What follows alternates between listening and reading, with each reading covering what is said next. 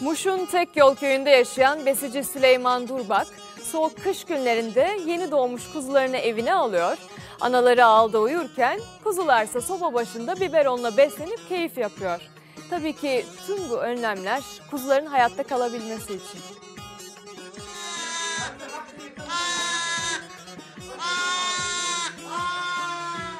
Siyahı, beyazı, alacası. Mini mini kuzular sobanın başında ısınıyor. Anneleri ağılda, kuzuları ise evin baş köşesinde.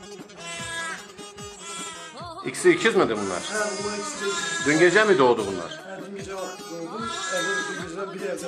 Burası Muş'un Tekyol köyü. Hayvancılıkla uğraşan 200 koyun sahibi Süleyman Durbak doğum sezonunda kuzularına gözü gibi bakıyor. Bunlar hem küçüktür diye hem de birkaç gün büyüsün diye eve götürüyorum, doğmasın diye. Hayvanlar üstüne yatmasın diye eve götüreceğim birkaç gün. Durbak'ın koyunlarından 20'si doğurmuş, 4'ü ikiz yavru yapmış. Havaların en soğuk olduğu dönemde dünyaya gelen kuzuları korumaksa onun görevi olmuş. Durbak kuzuları hasta olmasın, ölmesin diye onları evine almış, elleriyle besliyor. Bu doğum yapanlar ayrı, yapmayanlar ayrı. Koyunlardan süt sağıp biberonlara dolduran Durbak soba başında kuzularını besliyor. Hava çok soğuk olduğu için bu yeni doğan kuzuları eve getirip sobanın önünde bir iki gün biraz alışsın diye, büyüsün diye evde besliyoruz.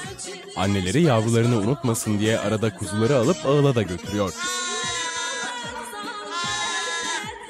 Kuzular biraz büyüyüp kendini toparlayınca ağılda analarının yanında yaşamaya başlayacak.